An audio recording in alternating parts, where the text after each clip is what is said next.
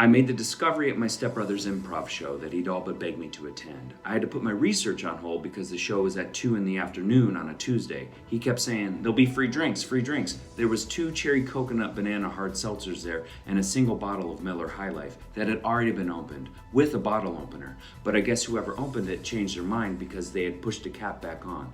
Due to poor planning, none of these beverages were cold, and they were floating woefully in a repurposed popcorn bowl full of old room temperature water. I could tell that the drinks had been in and out of a dirty car's trunk multiple times and had been to more improv shows than Wayne Brady, so I decided to pass. The theater smelled a lot like that yellow garlic dipping sauce that comes with Papa John's pizza.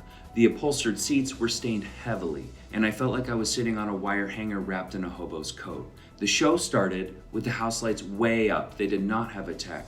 The performers came skipping out from the backstage/deactivated emergency exit with an offensive amount of energy, and it was painfully obvious that all of them owned cats, but none of them had a lint roller. I watched these people scream, pretend, and flop around for an entire hour. However, when I checked my watch, I was horrified to learn that I'd only been observing my stepbrother's improv team, Grandma's Cookies, for 57 seconds.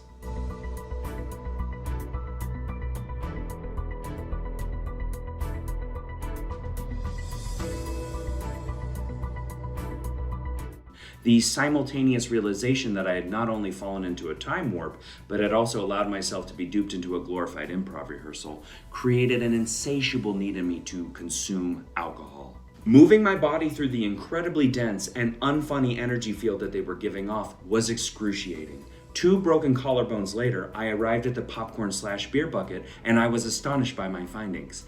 The aforementioned bottle of Miller High Life was now factory perfect, and the surrounding water molecules, once liquid, tepid, and tainted by a stray used Band-Aid, had formed back into low-quality chips of cheap gas station ice. Time was moving in reverse.